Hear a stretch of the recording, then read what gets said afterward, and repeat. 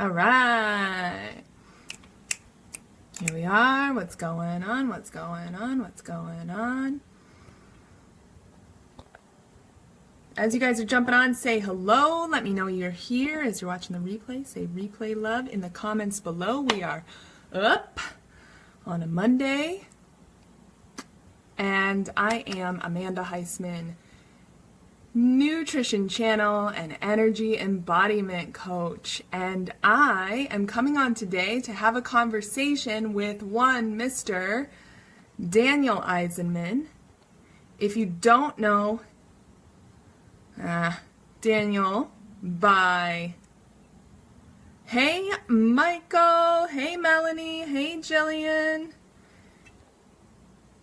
If you don't know Daniel by my face, there he is, as if on cue. Nice, we did it. Here we are. We did it, and we both have a connection. This is like so exciting. I see some cool friends in. Michael, are you Mike coming in clear, or did I just break up? It seemed like you froze for a second.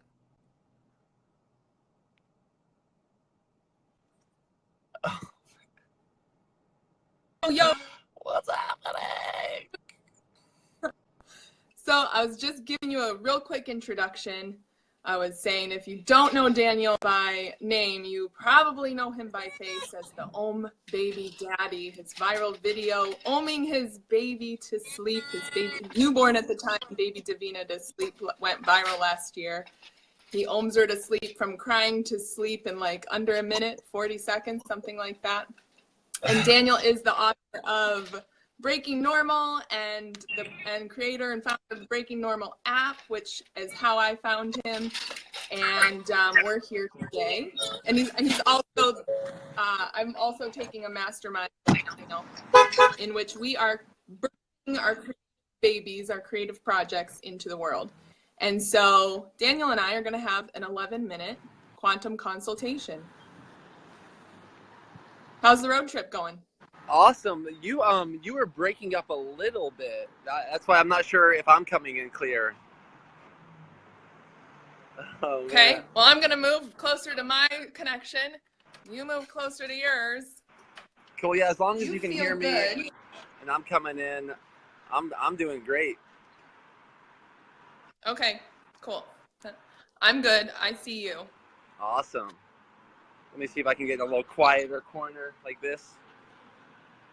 Yeah, well, thanks for that epic introduction. And I would love to just hop right into it because Michael says, I'm clear, Amanda's a little choppy, I see. But I think we're going to do this. Let's see. I'm literally right next to my router, so you guys let me know if you have any trouble, but we're going to charge forward. Yeah. So the question that the thing I wanted to kind of talk with you about today that I started to last time was can you hear me? Yeah, I can hear you. Okay. You said something on the app to me like maybe a month ago about asking the question, where is your unavoidable spring of abundance? And that was something that got my wheels a turning, and I wanted to kind of riff with you a little bit about that, like the energy of abundance, and how there is an unavoidable spring out there for each of us, and how we tap into that. I know we've already, like, you and Ashley had a great conversation about money, but I feel like this is a different rabbit trail, maybe in the same direction. Yeah, I think to just blanketly guess what that unavoidable spring of abundance is for everyone, it's by unapologetically being authentic. Yeah. So, and what that looks like, I would imagine, is what it seems like it might be a magnetic pull for me to do. Like, what am I drawn to do? What am I good at doing? But it's scary. It's scary for me to stand in that power simultaneously. That's most likely where that fast spring energy is, I would say. So, like, what is scary and magnetic to you simultaneously? And from our conversations, it sounded like you doing your dance videos may have been that for you. and I'm excited to see Yeah, those dance videos. Did you upload one publicly yet? I did upload a couple. I called them marking videos, like I was marking my steps. Yeah, I uploaded a couple yesterday. You can see them on my profile below. Yeah, and it goes Um, to the cliche, and I think there's a lot of truth to cliches. There's a reason they're cliche, but what is that? Breaching the comfort zone, breaching the boundary of our comfort zone. And that's why I love the terminology "fun comfortable," because I think it yeah. seems less daunting and something more to address than avoid. So if someone's like wanting to figure out what this might be for themselves, I would first look at what might be you avoiding, and let's go ahead and address that first. And that's where that spring energy comes up. And it might get a little muddy. If anyone's ever tapped a spring, sometimes a little dirt or mud gets up. But if we stay tapped into it, that's where that pure life force is, in my opinion. Yeah, no, I feel all of that. And I feel like in my experience, every time you step in and or I step in and do something fun, comfortable, it feels like a homecoming. It feels like it feels very right. It feels very, yeah, it feels like a homecoming. I like the Same with like, homecoming, like a birthing.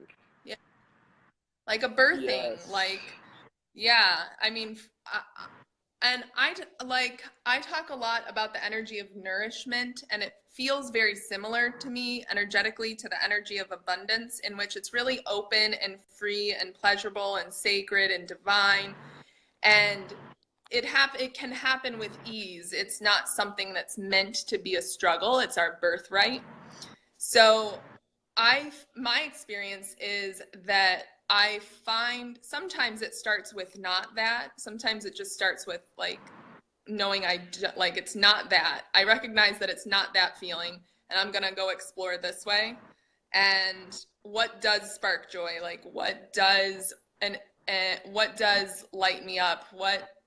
And kind of following that true north of our soul, if you will, that kind of breadcrumb trail of our soul. And sometimes it's a baby step, and sometimes it's a giant step, giant leap.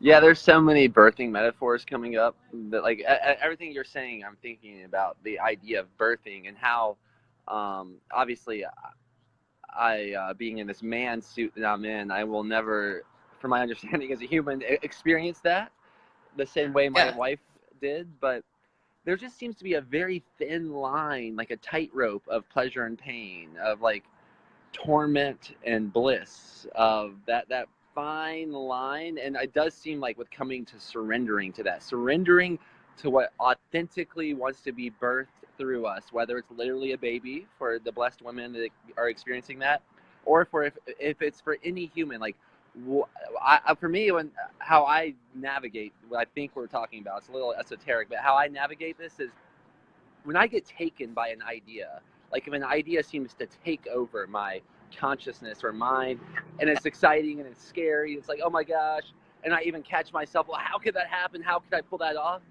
To me, these are all signals that something big is being birthed. And when that happens, I'll tend to commit to it. I'll make some sort of commitment. So like the mastermind that we were a part of, it seemed kind of crazy. And the quantum consultations that I'm doing right now, I think you're my 100th one, actually, 100th or 101.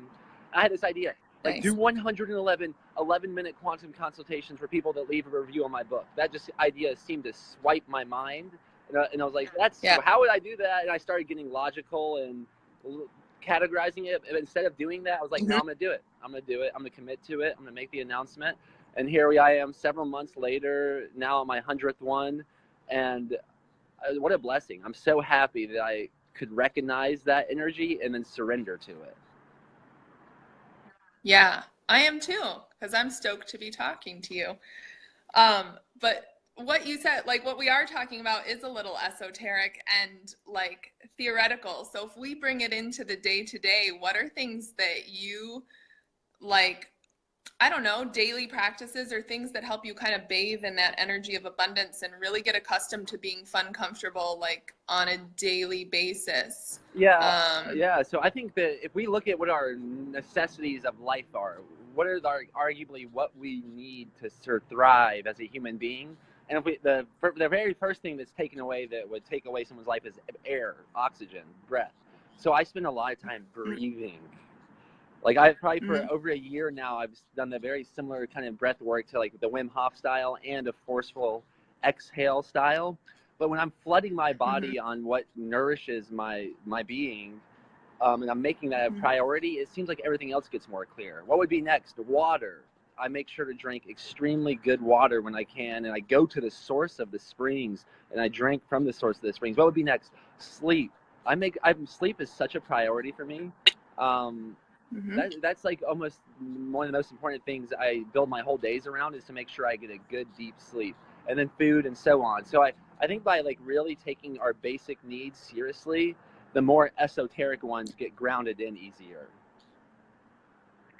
Yes, yes. And it becomes more apparent, and clarity starts to just happen with ease, I feel like. And you're kind of talking about what I refer to as the big five, like things we need to focus on a daily basis. And then everything gets easier. I mean, in my experience, everything else gets easier, in a sense of, I always say with reference to my health journey, I didn't know how good I was meant to feel until I started feeling that way. And it's kind of the same thing in every part of our lives. Like, I didn't know that I was meant to have this amazing soul family and this amazing of a tribe until I joined the, Breaking Normal Mastermind.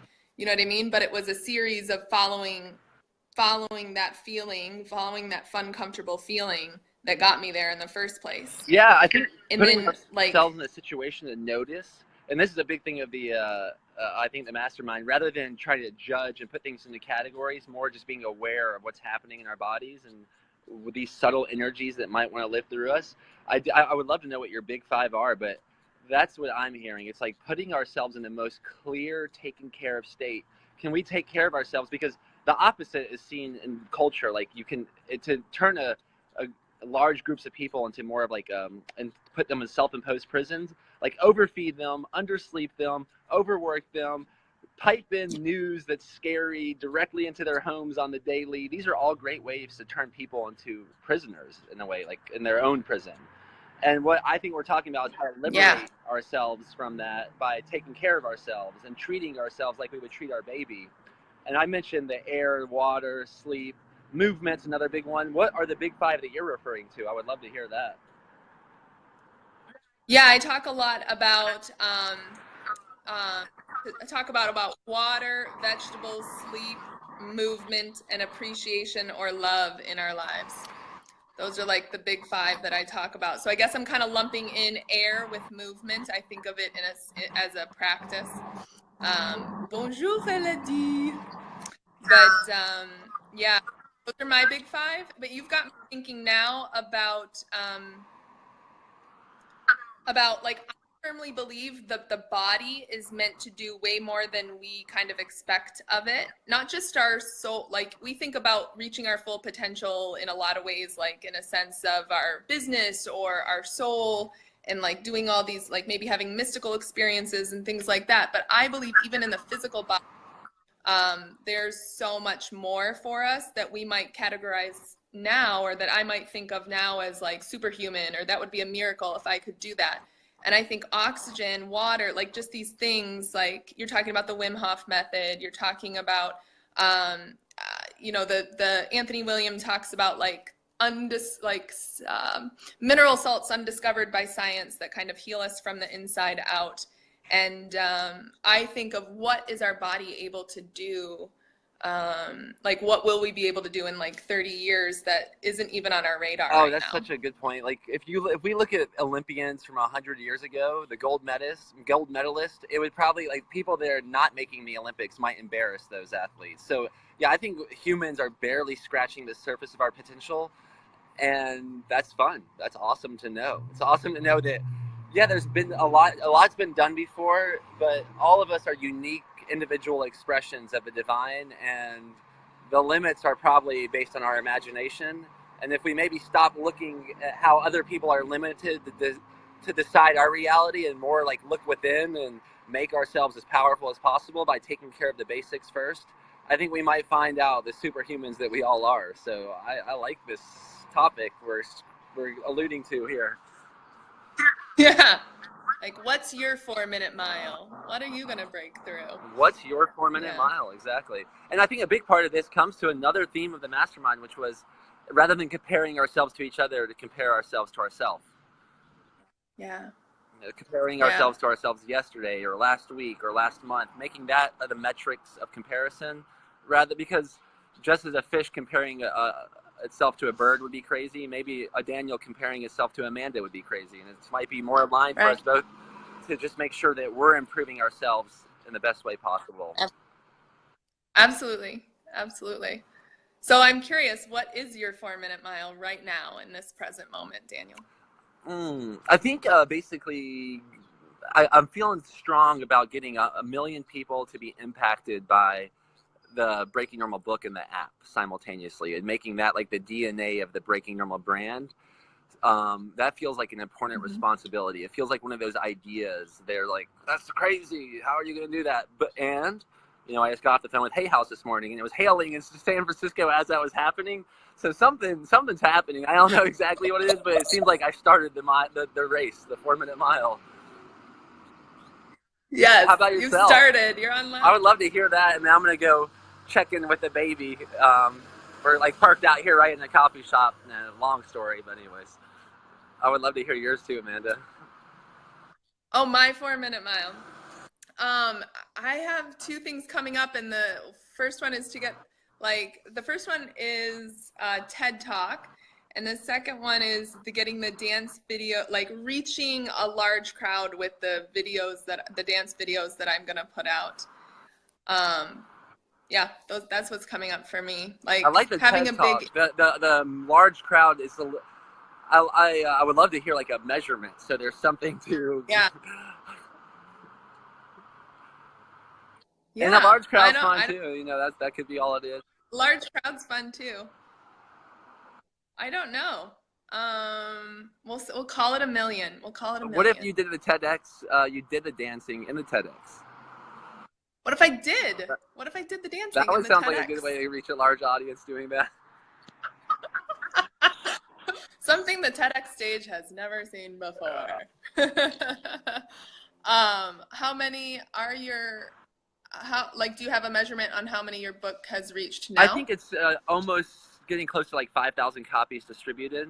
So barely scratching the surface, but there might be ways to scale that quickly, like partnering with a publishing company or ideas I haven't even thought of yet that I'm staying open to. Right. Awesome. One more question. I'll let you get back to your baby girl. So once the basics are taken care of, what do you feel is like the next step, or what do you think is possible? Like after we talked about the big 5 or the air, water, and those sorts of practices. Well, then I think pushing those, like rather than even looking for something new, what about pushing those farther? So the water, like for instance, I'm a big believer in putting myself in extreme environmental conditions on purpose, so I'm more prepared for the unknown future. So like I'm healthy and strong and well, and I have a lot going for me, and I might as well see what I'm made of. So I like start my morning most mornings by getting in a freezer full of water. On the breath holds, I've started to be able to hold my breath for over 4 minutes pretty consistently. So like that's like, wow, it's a good sign, and that's why I like to make objective measurements.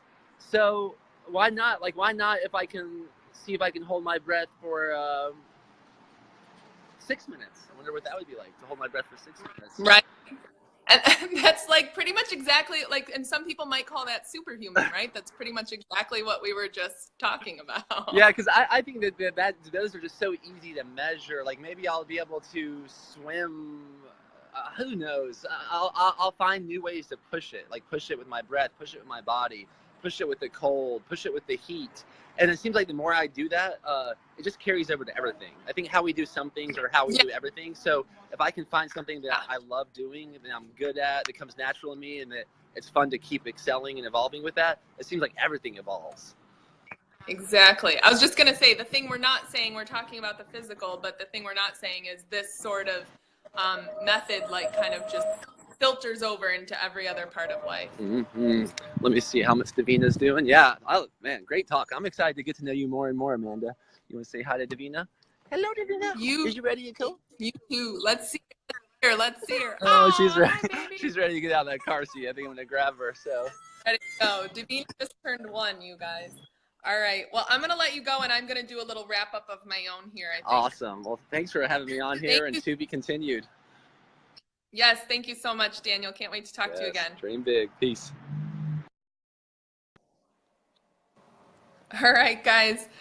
That was awesome. That was Daniel Eisenman, one of my, I guess I would call coaches. I'm doing a Breaking Normal mastermind with him, a month-long experience that is just coming to an end. It has been so amazing so far.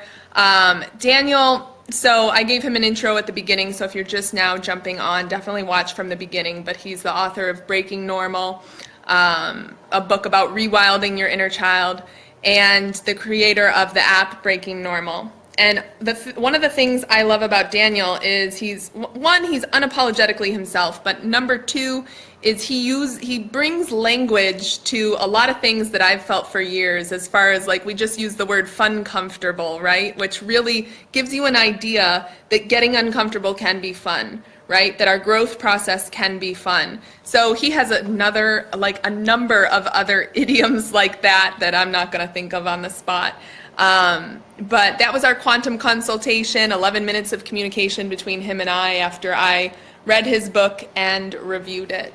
And we wanted to share that with you guys today. So thanks for joining. Let me know if you have any questions. If you don't know me, I'm Amanda, nutrition channel and energy embodiment coach, and you can find me at heismanhealth.com. Thanks for joining me, guys. Let me know if you have any questions, and definitely let me know in the comments below, what is your 4-minute mile? Curious. Bye. Much love.